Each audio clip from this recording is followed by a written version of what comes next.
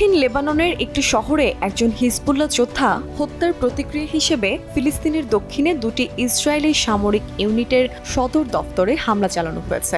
মঙ্গলবার এক বিবৃতিতে এই তথ্য নিশ্চিত করেছে হিজবুল্লাহ। বিকাশে কম খরচে ক্যাশ আউটের লিমিট বেড়ে 50,000, প্রিয় এজেন্টও 2টা। বিবৃতিতে বলা হয়, হিজবুল্লাহর যোদ্ধারা ডাইভারশনারি এবং আত্মঘাতী ড্রোন ব্যবহার করে একটি সম্মিলিত বিমান হামলা চালিয়েছে, যেটি অধিকৃত আক্কার উত্তরে স্ট্রাগা ব্যারাকের গোলানি ব্রিগেড এবং ইগলস ইউনিট 61-এর সদর দপ্তরে আঘাত করেছে।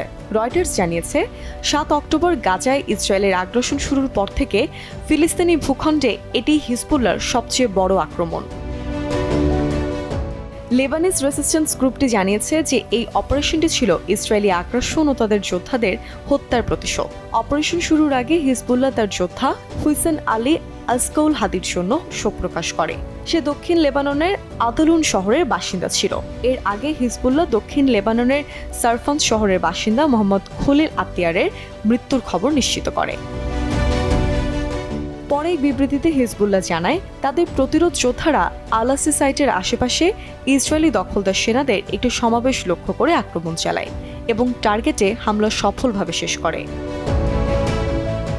লেবাননে আল মায়াদিনের সংবাদদাতা জানিয়েছে, দক্ষিণ লেবানন থেকে পরিচালিত একটি অ্যাসল্ট ড্রোন উপকূলীয় বসতিগুলোর একটিতে ইসরায়েলি সামরিক লক্ষ্যবস্তুতে আঘাত করে। ইসরায়েলি মিডিয়াও একটি ড্রোন অনুপ্রবেশের বিষয়ে নিশ্চিত করেছিল।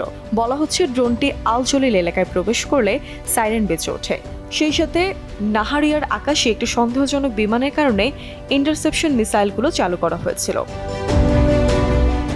ইসরায়েলি মিডিয়ার বরাত দিয়ে আরও জানানো হয়, ড্রোন হামলার আশঙ্কায় একাধিক শহরে সাইরেন বেজে ওঠে। গত ডিসেম্বরের পর এটিই সাইরেন বেজে ওঠার প্রথম ঘটনা। ইসরায়েলি সেনাবাহিনীর রেডিও নিশ্চিত করেছে, লেবানন থেকে নাহারিয়ার দিকে 3টি ড্রোন হামলা হয়েছে। এরপর 2 লাখ ইসরায়েলি নিরাপদ স্থানে আশ্রয় নেয়। বলে রাখা ভালো, 17 এপ্রিল হিজবুল্লাহর ছোড়া ক্ষেপণাস্ত্র এবং আক্রমণকারী ড্রোনগুলো ফিলিস্তিনের উত্তরাঞ্চলের আরব আল আরামসা শহরে একটি নতুন ইসরায়েলি কমান্ডের সদর দপ্তরে হামলা করেছিল। কয়েকদিন পর ইসরায়েলি দখলদার বাহিনী হিজবুল্লাহর অভিযানে একজন উচ্চপদস্থ কর্মকর্তার মৃত্যুর কথা স্বীকার করে। এদিকে ইসরায়েলি সংবাদপত্র ইসরায়েল হায়ম জানিয়েছে, ইসরায়েলি দখলদার বাহিনী হিজবুল্লাহর ড্রোন হামলা মোকাবেলা করতে হিমশিম খাচ্ছে। বিশ্লেষকদের মতে, বিদ্যমান এই পরিস্থিতির মাধ্যমে এটা বোঝা যাচ্ছে যে ড্রোন সহ আকাশযান শনাক্তের উন্নত ব্যবস্থা আছে হিজবুল্লাহর হাতে, আর এতে হিজবুল্লাহর যোদ্ধারা প্রতিপক্ষের আকাশযান সহজে শনাক্ত করতে পারছে। ফিলিস্তিনি প্রতিরোধ আন্দোলন বিষয়ে বিশেষজ্ঞ হানি আলদালি মনে করে, হিজবুল্লাহর এমন অগ্রগতি ইসরায়েলকে বেশ চাপে ফেলেছে।